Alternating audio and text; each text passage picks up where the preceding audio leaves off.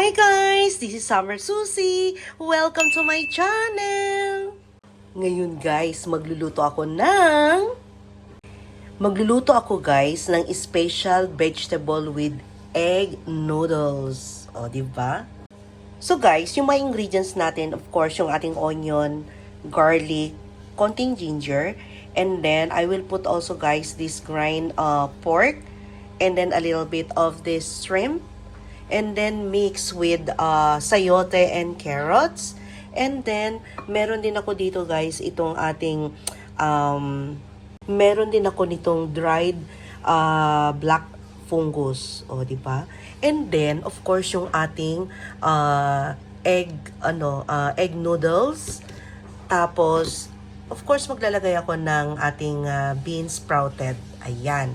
So, start na tayo magluto guys. Ito pala guys, yung ating mga dry na ingredients like itong maglalagay tayo ng magic sarap, salt, black pepper, tapos maglalagay ako at the end ng sesame oil, a little bit oil, kahit anong oil gamitin nyo guys. Then maglalagay ako ng oyster sauce, and of course guys, yung ating soy sauce. So in a pan, eto maglalagay tayo ng konting oil, mga 2 tablespoon. Ayan. Ginger. And then, isabay ko na itong ating onion.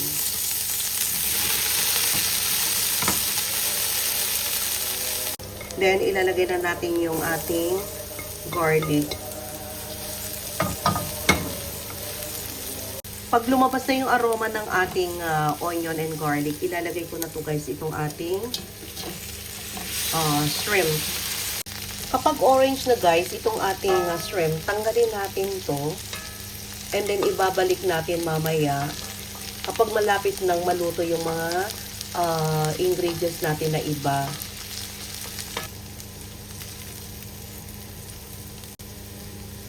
And then now, ilalagay na natin itong ating pork meal.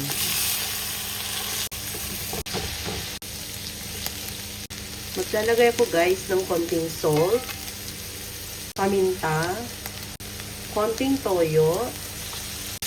Tansya-tansya lang ito guys, yung ating panlasa. Depende na yan sa taste bud po ninyo kung gusto nyo ng maalat-alat at maanghang. So, damihan nyo guys. Ihahalo ko na rin guys itong ating black dried fungus. Para malambot na malambot siya.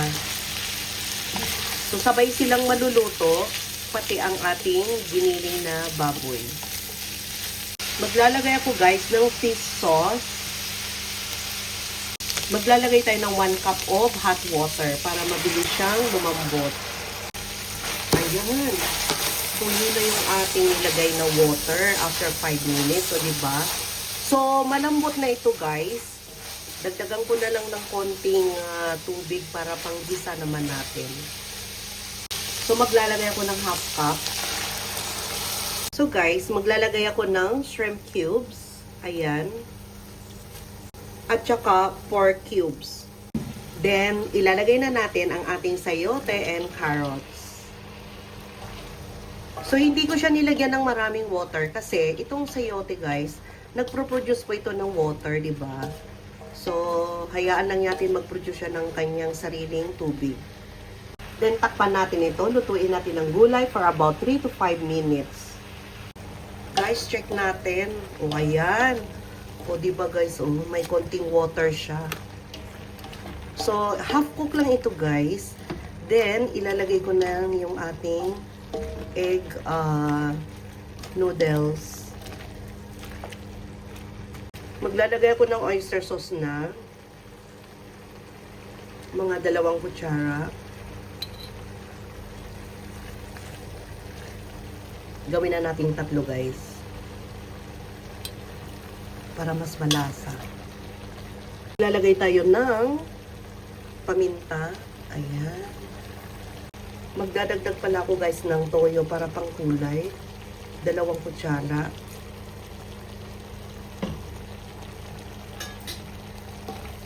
Then ilalagay natin tong pansit.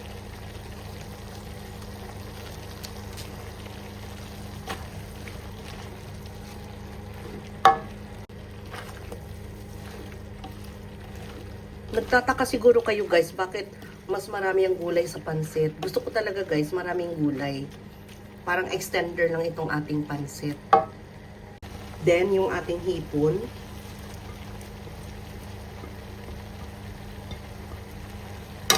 Then guys, maglalagay ako nitong magic sarap. Pero konting-konti lang.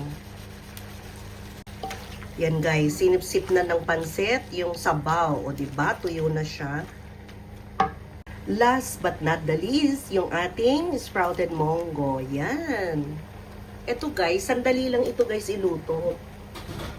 Kumbaga, pang ano lang to, dagdag crunchy. And then pwede na natin pa i-off yung ating apoy. Guys, para mabango, maglalagay ako ng konting-konting pure sesame oil. Konti lang guys. Yan. Then haluin natin. Switch off ko na guys yung ating apoy. Ang nagpapaluto na lang dito is yung init na lang. Yan guys, luto na. O diba, ang bilis lang na lutuin guys. Kasi puro crunchy ang gusto nating ma-achieve dito. Yung gulay, yung ating sprouted beans. Ayan, o diba natagalan lang tayo guys dun sa ating pork mince. O diba. So, handa ko na yung plating guys. So guys, eto na yung ating pansit gulay. O diba guys, ang nakakain natin dito is yung halos yung gulay kasi tenderizer lang yung ginawa ko dito sa ating pansit. Oh guys, ano pang hintay ninyo? Kain na tayo! So guys, don't forget to like, share, and subscribe my YouTube channel, Summer Susie. Bye guys! See you in my next vlog. Bye! Kain na tayo guys! Sarap nito. Kain tayo guys.